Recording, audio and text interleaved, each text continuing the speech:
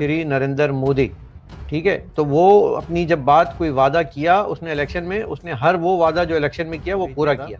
इसी तरह इन्होंने कश्मीर को भी प्लेट में रख के सजा के ऊपर उसके अच्छा सा दस्तरखान रखा और उसको कहा कि ये लीजिए, ये आप लीजिए, हमें थोड़ा सा फेस सेविंग करने दीजिएगा कि इतनी इजाज़त दे दें कि हम हल्के फुल्के आंसू बहा लें। तो इन्होंने चीखें भी नहीं मारी, इन्होंने दुहाइयाँ भी नहीं दी, इन्होंने सिर्फ हल्के से आंसू बहाए और कहा कि जी गुड बाय कश्मीर, और कश्मीर इनका चला गया। 370 के वक्त पाकिस्तानी हुकाम को, और आपको पता है हुकाम में कौन लोग होते हैं जो सीनों पे तमगे सजा के घूमते हैं, एक जंग नहीं जीती और तमगों की एक बहार है, वो उनको बता दिया था कि ये काम होने जा रहा है, आपने उफ नहीं करनी, आपने उफ नहीं करनी है। और उन्होंने उफ नहीं की। वो इतने ताबेदार हैं न्यूक्लियर स्टेट की हेड और आर्मी के हमारे जियाले बहादुर पुत्र हटा दे जो है, वो इतने बहादुर हैं, उन्होंने उफ तक नहीं की और लिप सर्विस, ज़बानी कलामी मुंह की फायरिंग करके वो खामोश हो गए। 1 घंटा जुम्मे की नमाज के बाद लोगों को एक्सरसाइज करा दी मस्जिद के बाहर खड़े होके, एंड दैट्स इट। कश्मीर को उनको पता था कि ये हिंदुस्तान का हिस्सा है और हिंदुस्तान इसको लेकर रहेगा, और क्योंकि उनकी हुकूमत एक जमहूरी हुकूमत है, एक तसलसल है, कॉन्टीन्यूटी है, और वो अवामी वोटों से सेलेक्ट हुआ हुआ प्राइम मिनिस्टर प्रधानमंत्री है जिसका नाम है श्री नरेंद्र मोदी। वो अपनी जब बात कोई वादा किया उसने इलेक्शन में, उसने हर वो वादा जो इलेक्शन में किया वो पूरा किया। और इनको मालूम था कि ये ऐसा एक प्राइम मिनिस्टर तारीख में आया है कि ये अब जो काम करेगा ये इसको हम फाइट नहीं कर सकेंगे। जैसे अभिनंदन को इन्होंने 1 घंटे के बाद चाय पिला के फोटो खींच के वापस भेज दिया था, इसी तरह इन्होंने कश्मीर को भी प्लेट में रख के सजा के ऊपर उसके अच्छा सा दस्तरखान रखा और उसको कहा कि ये लीजिए, ये आप लीजिए, हमें थोड़ा सा फेस सेविंग करने दीजिएगा कि इतनी इजाज़त दे दें कि हम हल्के फुल्के आंसू बहा लें। तो इन्होंने चीखें भी नहीं मारी, इन्होंने दुहाइयाँ भी नहीं दी, इन्होंने सिर्फ हल्के से आंसू बहाए और कहा कि जी गुड बाय कश्मीर, और कश्मीर इनका चला गया।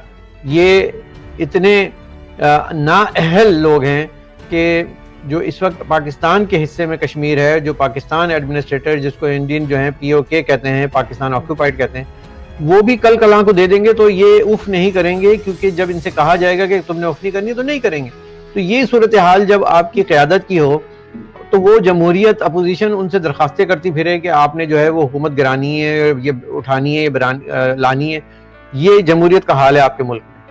जी तो जी वसतुल्लाह खान साहब जो डॉन टीवी पे जो है वो शो भी करते हैं, BBC में भी लिखते हैं, आप यकीनन जानते होंगे। उन्होंने कहा इनको अगर बैठने को कहा जाए, यानी गवर्नमेंट को बैठने को कहा जाए तो ये लेट जाते हैं। आप कहाँ तक एग्री करते हैं? एक फोन कॉल पे लेट जाते हैं, क्योंकि उनसे उस वक्त कहा नहीं जाता कि आपने लेटना है। उनसे कहते हैं कि जी hello this is Bill Clinton या hello this is George Bush. वो कहते हैं yes sir I am ready, मतलब उन्होंने सवाल भी नहीं सुना होता और वो कहते हैं जी आई एम रेडी, और बाकी तो आप जानते हैं फिर क्या होता है। तो वो एक फ़ोन कॉल पे ढेर होने वाली कौम मशहूर हो गए हैं हम। और शर्मिंदगी की बात है कि जब दुनिया में हम जाते हैं बाहर और लोगों से बात होती है तो वो हमें ताना देते हैं कि एक फ़ोन कॉल पे तुम्हारी कौम ढेर हो जाती है, क्वेश्चन भी नहीं करती, बार्गेनिंग भी नहीं करती, टर्म्स एंड कंडीशन भी नहीं रखती, अपनी शराइत भी नहीं रखती। उसामा बिन लादेन के वक्त 9/11 के वक्त जब फ़ोन आया मुक्का दिखाने वाले बहादुर जनरल कारगिल के शिकस्त खुर्दा जनरल परवेज मुशर्रफ को, तो उसने कहा यस सर कहा और कहा कि हम आपके साथ हैं। जब बुश ने कहा कि आर यू विद अस और on the side of terrorist, उसने कहा आई एम विद यू। और उन्होंने अपने लोग भेज दिए, उन्होंने डॉलर्स के बदले में पश्तूनों को भेज दिया। फिर अमेरिकी जनरल अपनी किताब में गलत नहीं लिखते कि ये अपनी माँ को भी भेज सकते हैं पैसों की खातिर, डॉलर की खातिर, लफ्ज़ डॉलर इस्तेमाल किया था। तो आप मुझे बताइए कश्मीर क्या हैसियत रखता है और दूसरी चीज़ें क्या हैसियत रखती है? लेकिन सर फिर ये करेंगे क्या? ये कश्मीर का चूरन बेच के तो इन्होंने फौज खड़ी की हुई है।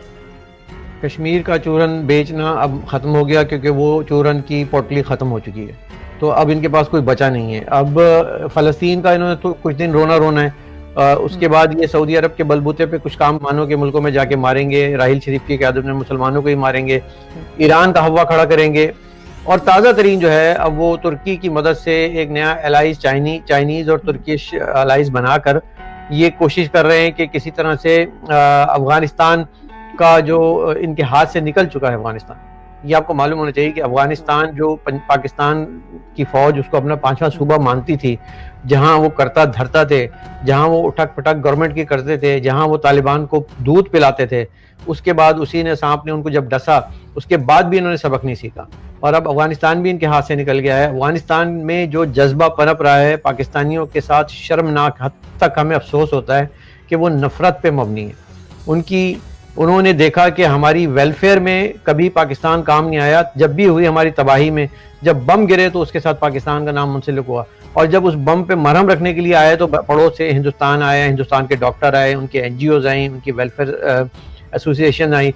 हिंदुस्तान हमारा रिवायती एक हरीफ मुल्क है जिसको हम दुश्मन कहते हैं, लेकिन आप ये देखें कि उस दुश्मन ने आज तक कोई दुश्मनी वाला काम नहीं किया। सारे काम हमने ही किए, जो पठानकोट से लेकर और पुलवामा से लेकर मुंबई अटैक से लेकर। मरहम नहीं रखा, हमने जख्म लगाए, उन्होंने मरहम रखा, हमने जख्म लगाए, उन्होंने मरहम रखा, उन्होंने माफ़ी दी, और उसके बाद उन्होंने रिएक्ट नहीं किया। एक इतनी बड़ी ताकत अगर चाहे तो एक सर्जिकल स्ट्राइक के जरिए ये सारा सिस्टम ख़त्म कर सकती थी, लेकिन चूंकि उनके आइन में लिखा हुआ है कि वो किसी के मुल्क में इंटरवेंशन नहीं करेगी, फौजी इंटरवेंशन नहीं करेगी, तो उन्होंने आज तक नहीं की। बिल्कुल सही। लेकिन सर अभी रिसेंटली जो कुछ हुआ पाकिस्तान में, आप देख रहे हैं कि जिस तरह से एज ए जर्नलिस्ट आप क्या समझते हैं कि जो जर्नलिस्ट के ऊपर अटैक्स किए जा रहे हैं और मुसलसल, और वो भी सबसे ज्यादा जो है, वैसे तो पूरे पाकिस्तान में हो रहा है, लेकिन सबसे ज्यादा जो है वो कैपिटल इस्लामाबाद में किया जा रहा है, आप इस सब चीज को कैसे देखते हैं? पहली बात तो ये कि आप अपनी हिफाजत करें, आप खुद इस्लामाबाद में, ठीक है, क्योंकि हमें बड़ा अफसोस होता है कि जब हम देखते हैं कि हमारे साथियों के साथ ये होता है।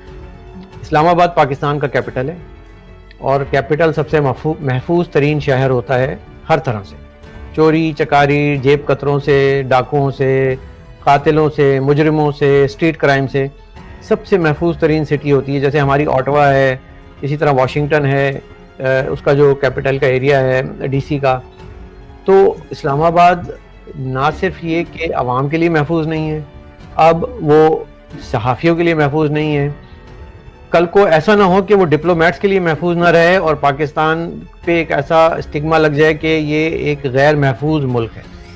फिर हम ये सवाल करेंगे कि क्या जो लोग अपने दारुल खिलाफा यानी कि कैपिटल को महफूज नहीं रख सकते, क्या वो अपने एटमी असासों को महफूज रख सकेंगे? क्या वो कभी किसी गलत हाथों में तो नहीं पड़ जाएंगे? क्या आप ही के डीप स्टेट के रोग एलिमेंट, जो आप so called non state actor कहते हैं, कल को वो एटमी आपके जो एसेट्स हैं उन तक उनकी रसाई हो गई, वो पहुंच गए वहां तक, उनके वो बटन पे उन्होंने हाथ रख दिया, तो ये कितना इररिस्पॉन्सिबल स्टेट का मैसेज जाएगा पाकिस्तान के लिए। So we have to think about it. Journalist के साथ आप इसलिए करते हैं आरजू कि वो सवाल उठाते हैं। हमारे मुल्क में सवाल उठाना मना कर दिया गया है, हमारे मुल्क में बात करना मना कर दिया गया है। उनको आदत ऐसी पड़ गई है कि आपने सिर्फ जी कहना है, यस सर कहना है, या उनकी तारीफ करनी है, उनकी कसीदे करने हैं, उनकी मदद सराई करनी है। नहीं करेंगे तो आपके साथ जुल्म होगा, आपकी ठुकाई होगी, आपको मारेंगे, आपको बाजू तोड़ देंगे, आपको चैनलों से निकलवा देंगे। असद तूर हो, मतीउल्लाह जान हो, अफसार आलम हो, हामिद मीर हो, अहमद नूरानी हो, उमर चीमा हो, इन सब की आप मिसाल ले लें। ये मुल्क के अंदर रह के अपनी जंग लड़ रहे हैं, जो मुल्क से बाहर हैं वो भी धमकी उनको मिलती है, उनको भी थ्रेट्स मिलते हैं। करीमा बलोच को कनाडा में आके मार देते हैं, ये साजिद को जाके यूरोप में मार देते हैं, ये साउथ अफ्रीका में काम कर लेते हैं। इनके जो ये नॉन स्टेट एक्टर के नाम पे जो मर्सनरीज घूम रहे हैं, इससे सहाफत को नहीं, फ्रीडम ऑफ एक्सप्रेशन को खतरा है।